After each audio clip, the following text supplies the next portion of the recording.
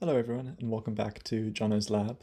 In this video I thought I'd give a little bit more backstory to this video I just shared, the short one on making rheoscopic fluid.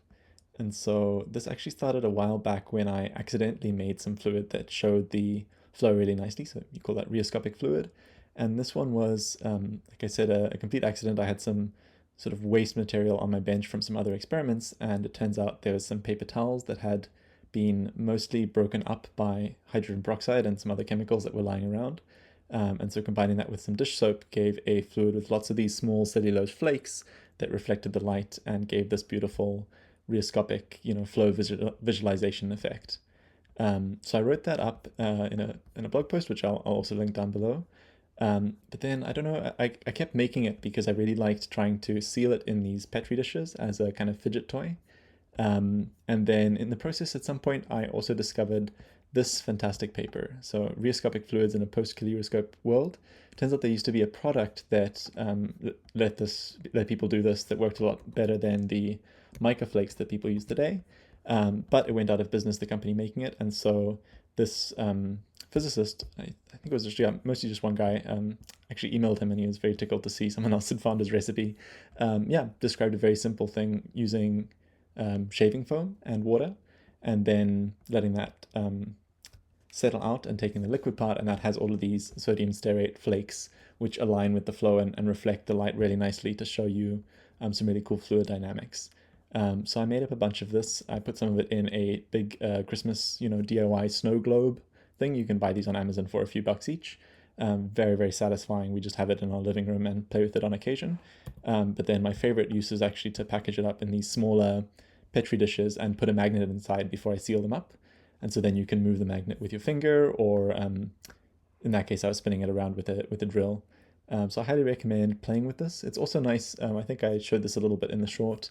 You can use it to test out ideas like, you can see where if you drag it really slowly, you get a perfect non-turbulent flow, but if you move it a bit faster, you get this kind of oscillating, one vortex one side, one the other, and then if you go super fast, you get chaotic flow. You can explore these fluid dynamics concepts and see something really like visually pleasing at the same time. So I had to actually take mine off my desk. It was too distracting to just constantly be fiddling with the mesmerizing patterns. So anyway, that's a little bit more background. I highly encourage you to go and make some yourself. It's just like literally the cheapest, Barbasol shaving foam that you can buy. Make some for your friends, bottle it up in little bottles, put a marble or something in there so you can stir it around, or just enjoy spinning it about. Okay, I was about to end the video there, but I realized the theme on this channel has been simulating things to check that we understand them. And so for this one, I didn't feel like doing a full deep dive on fluid simulation, but I did make this really fun toy to play with. I'll put a link in the description. And this is inspired by this rheoscopic fluid in that the way it renders, it's got some dye, but we can get rid of that, and just the general flowy look of the thing is based on this idea of anisotropy. And so that is a material that looks different from different angles, and that's exactly what we get with the mica flakes or sodium stearate flakes or cellulose flakes, whatever it is in our fluid. They kind of align with the flow direction and they reflect light, and you can change the light angle and see how that appears. So this is mostly coded up with the help of GPT-5, but I can show you what the code looks like. We're just picking out, okay, so we've got a normal fluid shader. I can recommend some good videos from Coding Adventure on a very related thing, computing pressure and then solving for velocity in and out of these different cells of a grid for a fluid simulation. And then there's the dye, which is the bright colors that we can add. If we turn down the decay, we can pick a color and add some dye of that color, and that can go diffuse out and decay away. But the main part that we're interested in is rendering this idea of these flakes aligned with the flow. And so we do this by sampling the velocity and then having this model whereby things that are somewhat aligned with the velocity are going to reflect the light forwards and backwards in that direction. So you can see there's this kind of like, you end up with this quad pattern here, right, of things that are very much in line with the flow, aligned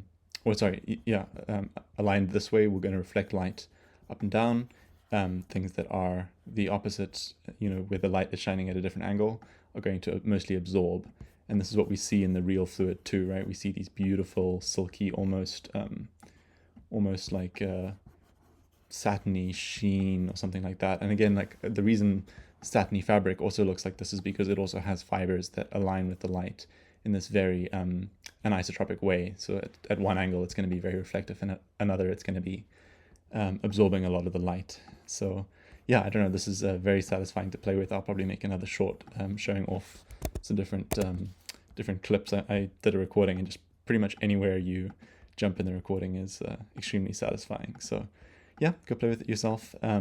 Sorry if there's less of an explanation of fluid simulation than you might have hoped, but at least the shading being based on the angle of the flakes, just like the fluid that we like to look at, I thought was worth a little addendum to this background video.